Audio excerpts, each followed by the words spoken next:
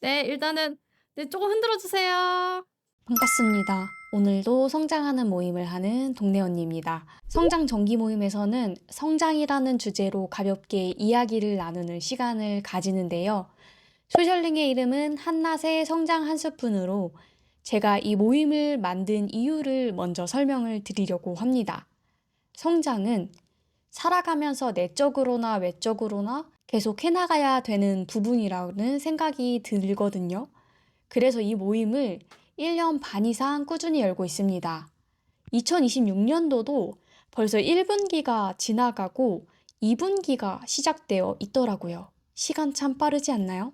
모임에 온 게스트님들에게 이 모임을 선택한 이유도 문득 궁금해지는 거예요. 그래서 모임에 온 이유를 물어봤습니다.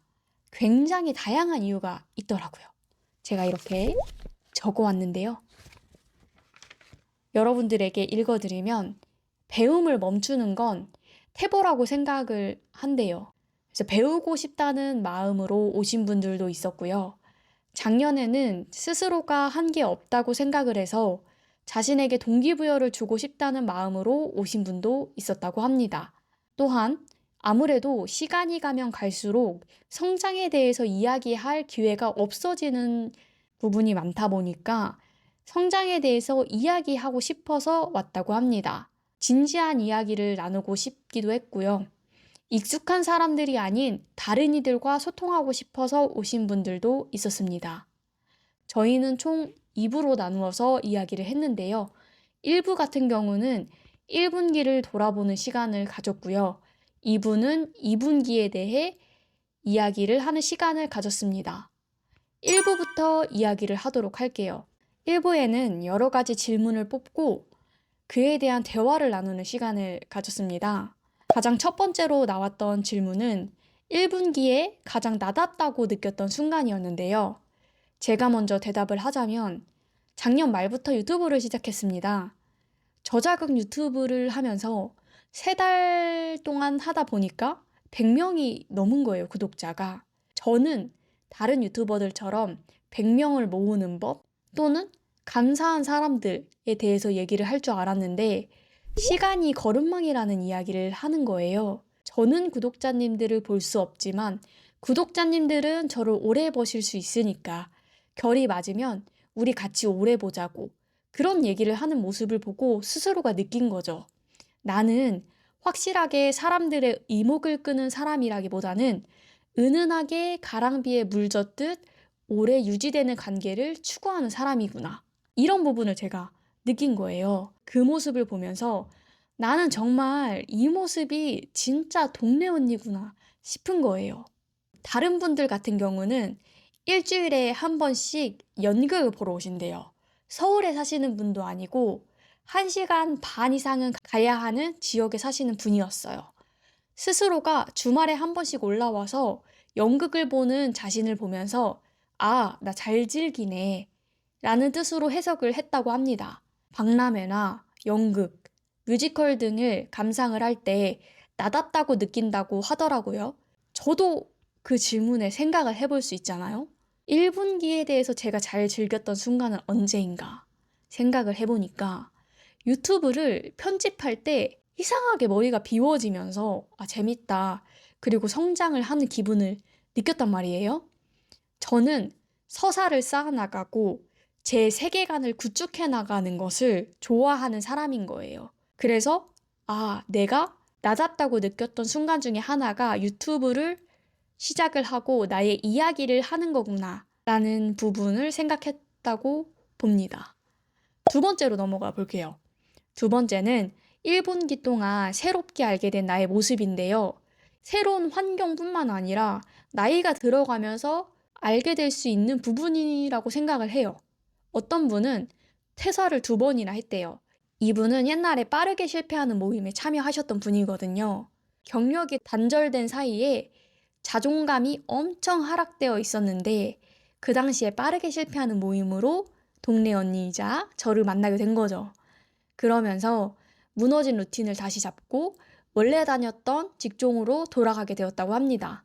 돌아가면서 자신이 느낀 바가 있대요. 그 분야가 자신에게 맞다는 것을 느꼈답니다. 이전과 다른 점이 있다면 다른 사람의 평가가 아닌 자신이 기준이 된 느낌이 들어서 모임에 나온 이유가 저한테 자랑을 하고 싶어서 나온 거라고 하는 거예요. 저 아시죠? 칭찬 왕이거든요. 칭찬은 땡땡땡도 춤추게 한다. 그 땡땡땡이 되게 할 수 있거든요.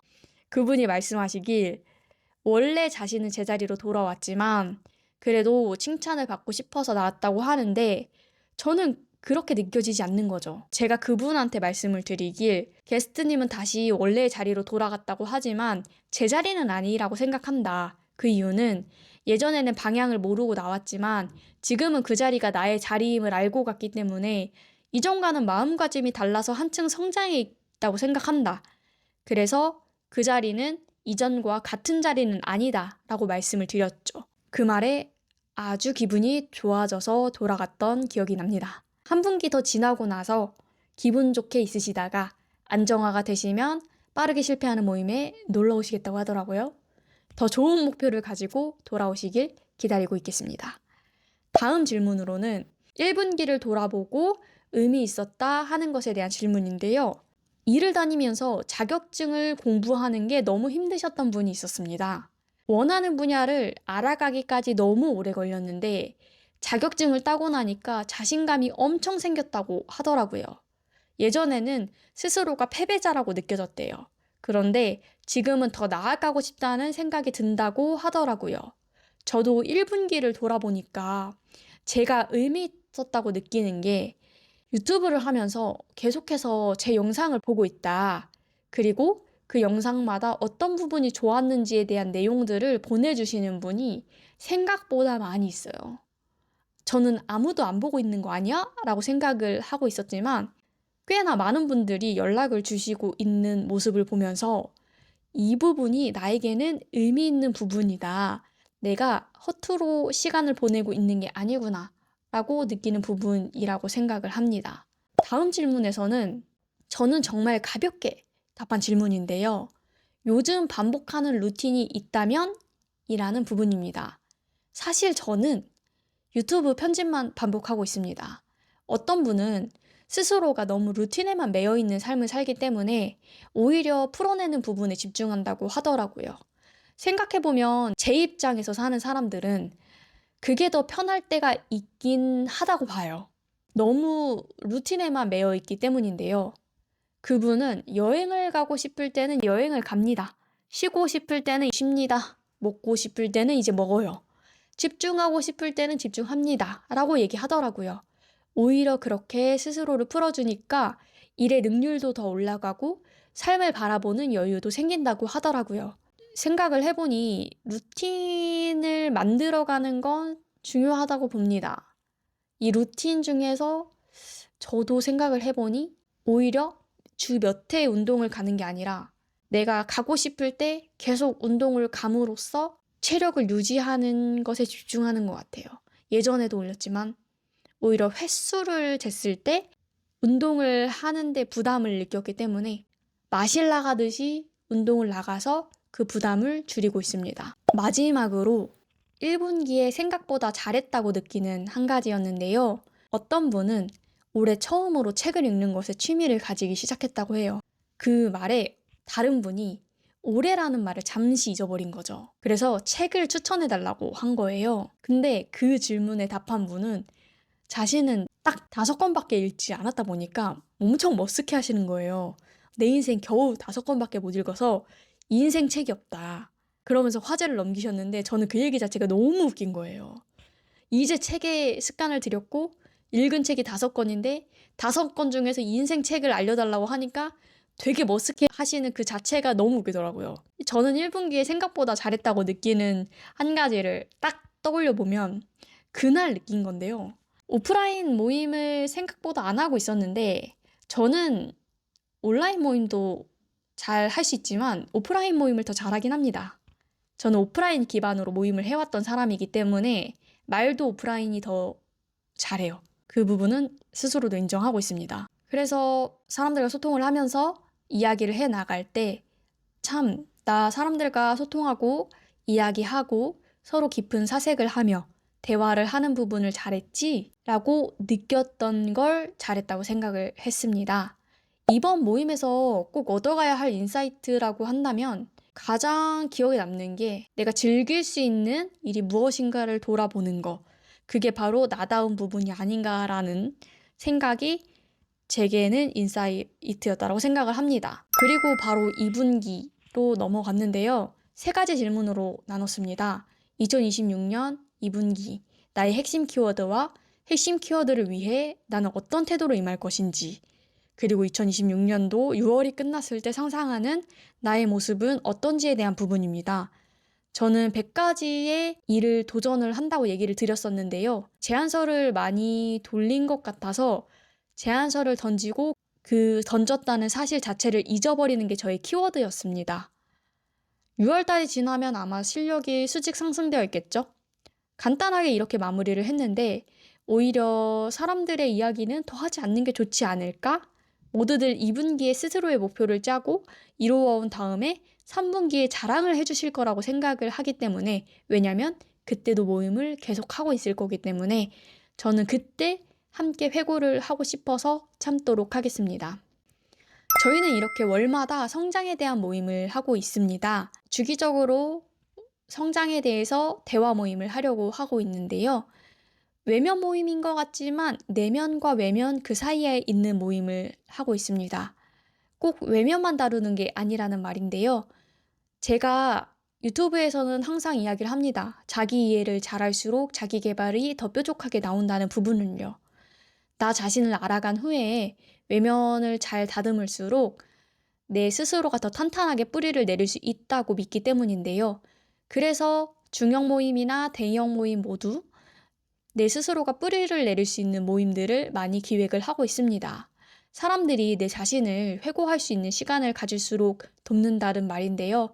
그 시간을 통해서 많은 사람들이 성장에 대해서 돌아볼 수 있는 시간을 가질 수 있다는 것만으로도 굉장히 좋고 인사이트를 얻을 수 있는 시간이라고 생각을 합니다. 다음 달에는 봄이 왔죠? 네, 콧바람을 쐴 수 있는 시간을 가지려고 합니다. 야외 소셜링으로 준비를 했는데요. 이 모임은 이미 최소 인원수가 확정이 됐기 때문에 진행이 될 거고요.